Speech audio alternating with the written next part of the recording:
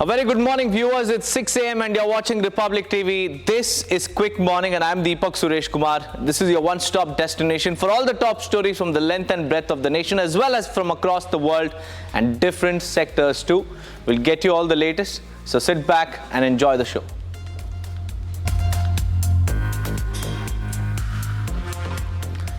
CPIM student wing SFI has called for a strike in West Bengal Universities today, demanding Education Minister Bratya Basu's resignation over the injuries of two protesters at Jadavpur University. It all started when the tyres of one of the vehicles in his convoy grazed past them, prompting the protesters to smash the windscreen of the minister's car. One of the informer was me. I have been informed by Honorable President of WebKupa, Bratya Basu, that he will be meeting the members. So I have been assigned the duty to actually let the people know, who are actually in movement, to know that you will be meted by the Honorable President. Please wait. And they started attacking me. I have been beaten by them. They have beaten me in the chest and also in the abdomen. I have been in hospital for a few hours. Amid speculation about a leadership change in Karnataka later this year, Congress MLA Basuraju V. Shivaganga claimed that Deputy Chief Minister D.K. Shivkumar will become the next Chief Minister by December. He asserted that D.K. Shivkumar would serve as the Chief Minister for the next 7.5 years from December, as the party is expected to win the next assembly elections as well. Without explicitly confirming whether a power-sharing agreement exists, the MLA emphasized on Shivkumar's contributions to the party. He credited D.K. Shivkumar for increasing the party's seat tally in both the Lok Sabha as well as the assembly elections. A fresh political controversy has erupted in Uttar Pradesh's Sambal, where Samajwadi Party and AIMIM leaders have sought permission for loudspeakers to broadcast azan during Ramzan. The BJP, however, has strongly opposed the demand, citing the Supreme Court's guidelines on noise pollution. SP leader Feroz Khan wrote to the district magistrate seeking concessions for the use of loudspeakers, calling azan from mosques a tradition that united the community. Echoing similar sentiments, AIMIM leader Asad Abdullah called for the allowance of loudspeakers during the auspicious month for the Muslims. ना तो कोई नाच गाने की आवाज़ है, ना कोई इमाम साहब उस पर गाना गा रहा है। सिर्फ दो लफ्ज़ उनको बोलने हैं। ग्रामीण क्षेत्र में अगर है तो गांव का कोई दायरा ज़्यादा बड़ा नहीं होता, तो वो जितनी डेसिमल की परमिशन है उतने से भी काम चल जाएगा। और दूसरों की खुशियां जो हैं हमेशा उसमें शरीक होते आए, लेकिन हमारी खुशियों में भी कोई खलल ना डाले, उसमें भी सहयोग करे तो बड़ा दिल बड़ा हो जाएगा। Mumbai court ordered an FIR against former SEBI chief Madhavi Puri Book and 5 others. According to the complainant, SEBI officials permitted the listing of a company that failed to meet regulatory norms, leading to market manipulation and investor losses. The court order came a day after Book completed her 3-year tenure as SEBI chief and was succeeded by Tuhin Kanta Pandey. A day after the body of Congress worker Himani Narwal was found stuffed in a suitcase in Rohtak, the Haryana police set up a special investigation team to probe the murder. Meanwhile, the family of Narwal refused to cremate her body until her killers are arrested. They also alleged that some leaders in the Congress party were jealous about her political rise. In a short span, Haryana Congress leaders described Narwal as an active and a dedicated party worker who also took part in Rahul Gandhi-led Bharat Jodo Yatra earlier. They said she was pursuing law degree and had been associated with the party for nearly a decade. Today being the last day of the Delhi Assembly session, the CAG report related to the Health Department will be tabled in the House. Earlier, the CAG report revealed that out of the 787.91 crore rupees received from the central government to deal with COVID-19, only 582.84 crores was spent. The Supreme Court will hear today the plea of Ranveer Alabadia and fellow YouTube sensation Ashish Chanchalani, who are facing FIRs for objectionable comments. In the controversial show India's Got Lated, Ranveer Alabadia has sought relief from arrest as well as the clubbing of FIRs registered in Assam and Maharashtra. In the last hearing, the court expressed strong displeasure over Ranveer's comments and granted him relief from the arrest while issuing a warning.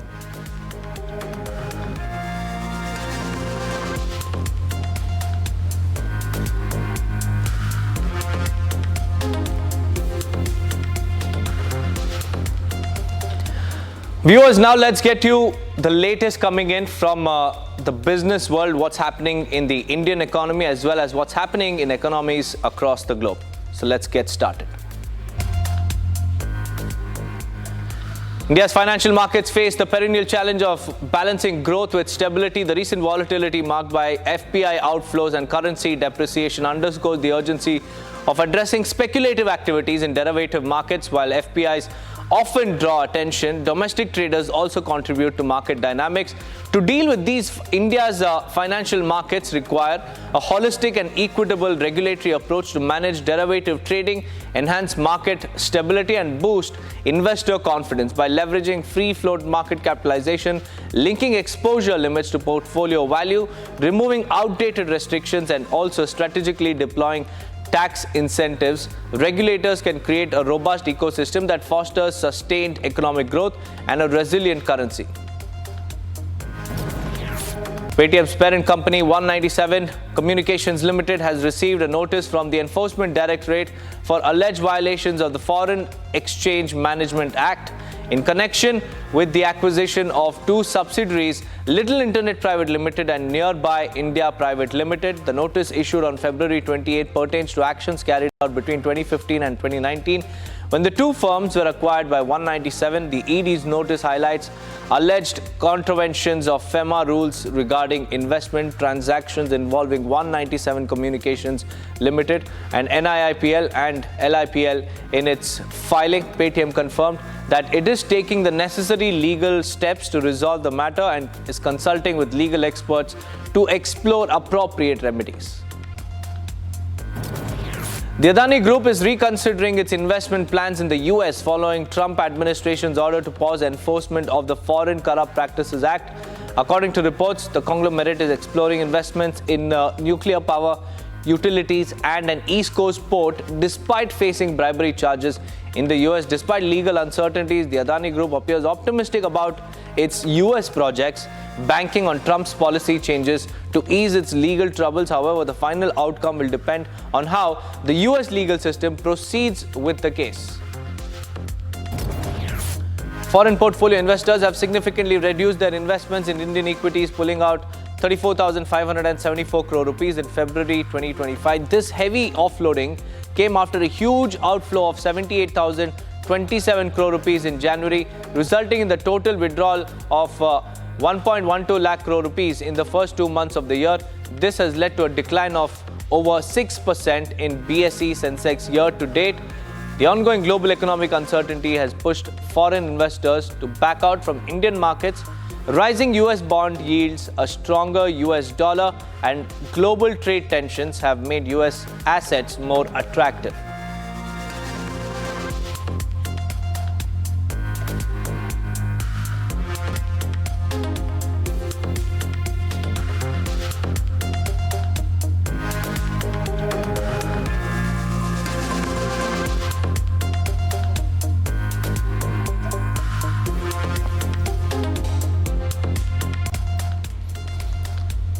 Now, viewers, it's time for us to take a look at what's happening across the world, from Israel, Hamas, to what Donald Trump is up to at the White House. Here are the latest international stories.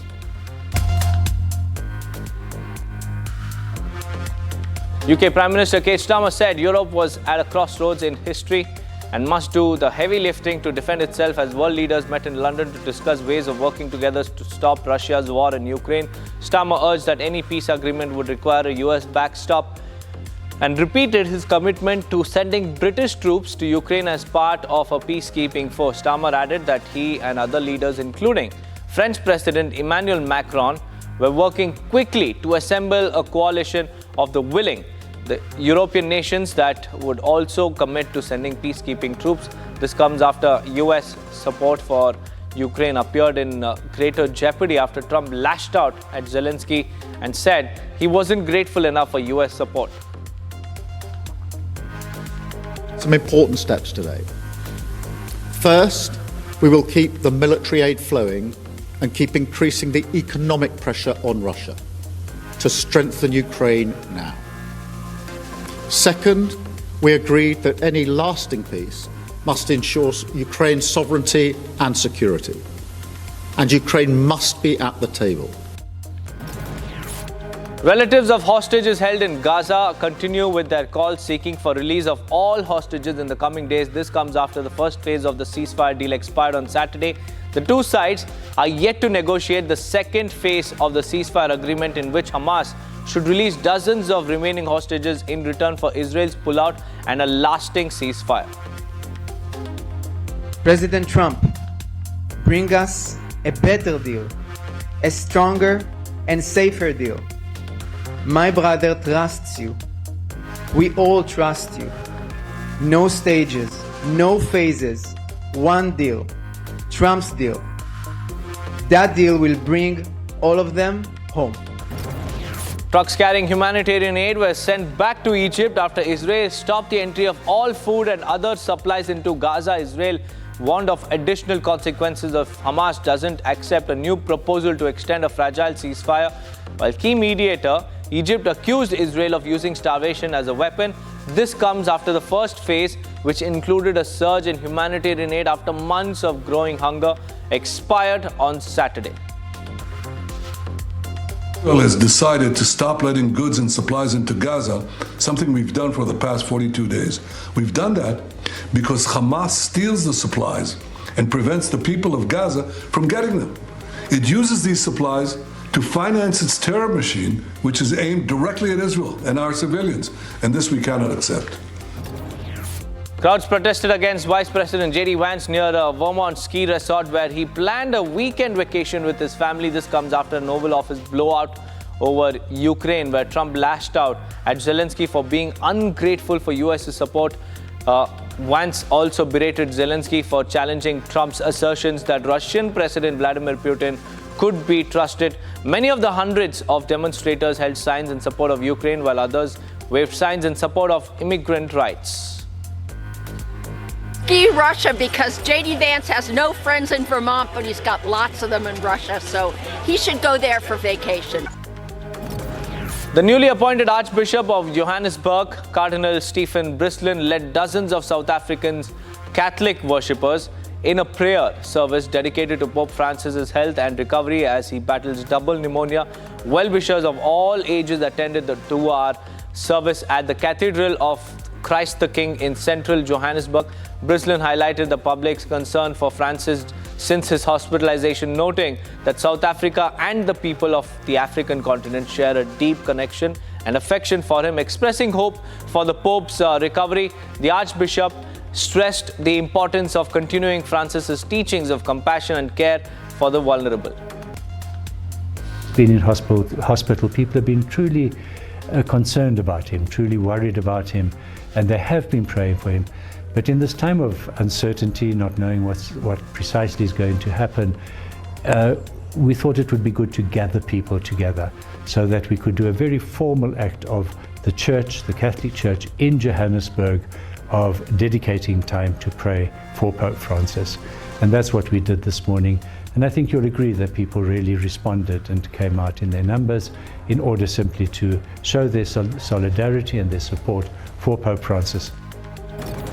Several dozen ultra-Orthodox Jewish men blocked a highway in central Israel protesting against their draft into the Israeli army. As a result, police was forced to dragging a few protesters away from traffic. They were protesting after Israel's Supreme Court unanimously ordered the government to begin drafting ultra-Orthodox Jewish men into the army. Roughly 1.3 million ultra-Orthodox Jews make up about 13% of Israel's population and oppose enlistment because they believe studying full-time in religious seminaries is their most important duty and not fighting on the front lines. Two French nationals were rescued from floodwaters amid widespread bad weather in Spain. The French nationals were trapped inside their caravan with their two dogs after being surprised by a flood. Due to the signs of hypothermia and disorientation, the French nationals were evacuated urgently to receive medical attention.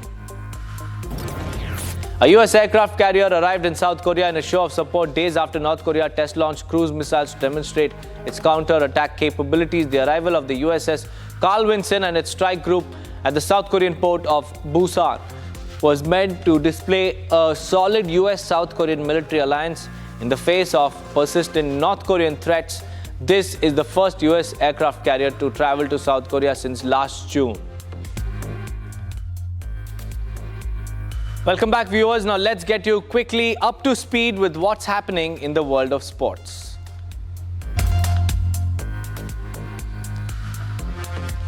India thrashed New Zealand by 44 runs to top Group A in Champions Trophy. Shreyas Iyer top scored for India with 79 of 98 deliveries, while Hardik Pandya and Akshar Patel chipped in with 45 and 42 respectively. Kane Williamson kept New Zealand in the run chase with a sublime 81 before the Black Caps ended with 205 for all the wickets lost in that particular match. The stage is set for the semi-final of the Champions Trophy 2025. India will take on Australia, whereas New Zealand will lock horns against South Africa. The matchups were decided after the Indian team registered a hard-fought win against New Zealand in the final group stage match of the tournament. New Zealand have been exceptional in touch, and throughout the Champions Trophy 2025, they've done really well. However, it is not just the group standings where New Zealand occupy the top spot. The side has been extremely efficient in the field as well. It is interesting to note that New Zealand have the most catching efficiency out of any side in the Champions Trophy 2025. The Kiwis have registered a catching efficiency of 96% in the ongoing Champions Trophy and have dropped just one catch so far. Former Pakistan cricketer Mohsin Khan recently came forward and made a massive claim against ace India batter Virat Kohli. In a discussion about Pakistan's recent performances in the Champions Trophy, the comparison between Virat Kohli and Babar Azam was brought up once again. When asked about his thoughts on the same, Mohsin Khan looked center stage and lambasted Virat Kohli. He branded Kohli as nothing against Babar Azam and said he was a zero.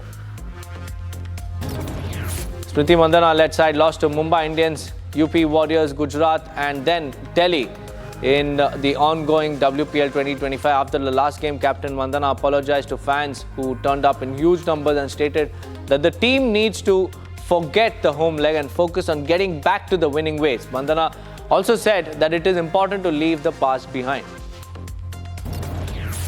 New Zealand pacer Matt Henry continued his impressive run against India as he troubled Rohit Sharma and co in the Champions Trophy fixture at the Dubai International Cricket Stadium. Henry played a crucial role in helping the Kiwis restrict India to 249 in their group stage fixture in Dubai. He took a 5-wicket haul as he started with the ball. In the first innings, Henry became the first ever bowler to get a 5-wicket haul against India in the history of Champions Trophy. The previous best figures against India in the tournament belong to former Pakistan fast bowler Navidul Hasan, who took 4 for 25 in a clash against the Men in Blue in 2004. Game 12 of the ongoing Champions Trophy 2025 was a roller coaster ride for both India and New Zealand. Both the sides locked horns at Dubai International Stadium. On March 2, the clash began with India coming in to bat first, and the side was immediately put under pressure through New Zealand's bowling attack.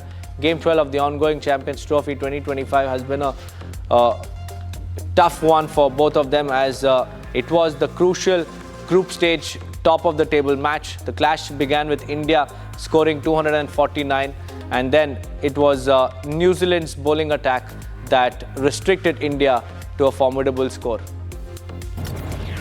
From Saqlain Mushtaq challenging India to a bilateral series across formats to Inzamam Ullah calling on cricket boards to stop sending their players to IPL, the reaction of former Pakistan stars after the national team's early exit from Champions Trophy has bordered on ridiculous to real disappointing and hurtful claims. Saqlain, the champion off-spinner who has remained the head coach of Pakistan team, said that while India has a very good outfit, Pakistan's recent losses to them are because of the absence of bilateral cricket between the two countries. The Vidarbha Cricket Association announced a cash reward of 3 crore rupees for its Ranji Trophy winning side, apart from separate cash incentives for the support staff and some of its players after they won the title for the third time. The VCA also felicitated Akshay Wakhare on his retirement. Vidarbha forced a draw against Kerala in the Summit clash and clinched the title on the basis of their first innings lead of 37 runs at the VCA Stadium in Jamta. Australia had an intense 3-hour practice session at the ICC Academy with the focus firmly on their play against spin, while senior pros like Steve Smith and Travis Head had a light hit. The youngsters went full throttle. The Australian team opted for 7 ICC Academy-based net bowlers, all spinners including slow left-arm orthodox Harshit Seth, a 20-year-old UAE player, besides 2 left-arm Chinaman bowlers, as many off-spinners and a leg spinner.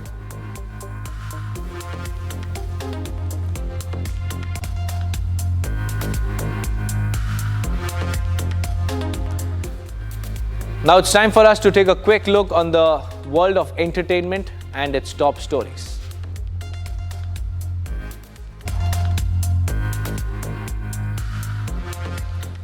Hundreds gathered in Kyiv to say goodbye to famous Ukrainian dancer Volodymyr Rakov, who was killed on the front line in Donetsk region. A memorial service for the dancer, who was killed on January 6 during a combat mission, was held in St. Michael's Cathedral. Kyiv residents stopped their cars and stood by to honor Rakov as his funeral procession passed by. People accompanied the dancer on his last journey with applause. Brazil's Carnival Muse this year isn't one of the divas or drum queens parading the Rio de Janeiro samba schools, but rather Fernanda Torres, who is competing for the Best Actor Oscars. Torres is nominated for her performance as the lead in Walter Salles' directed I'm Still Here, which is also nominated for Best Picture and Best International Feature. Bars and nightclubs across Brazil are organizing the Oscar watch parties, and results will be shown on a big screen to the tens and thousands of spectators gathered at Rio's Samba Dome for the parades. Grammy-nominated R&B singer Angie Stone, a member of the all-female hip-hop trio The Sequence, died in a car crash at 63. The vehicle she was riding back to Atlanta from Alabama flipped over and was subsequently hit by a big rig. Everyone else in the cargo van survived except Stone. Some of the most popular names in music and entertainment walked the red carpet for the Brit Awards. Nominees Ezra Collective and Jamie XX were joined on the arrivals line by Oscar-winning actor Jared Leto and singer-songwriter Paloma Faith. 5 is back on the road with 30 Seconds to Mars. We're going to be in Italy and Portugal and Spain and Germany and Kazakhstan and back on the road touring. Well, viewers, that's all we could pack for you in this edition of Quick Morning. But stay tuned to Republic TV for all the latest and breaking news updates. Thank you for watching.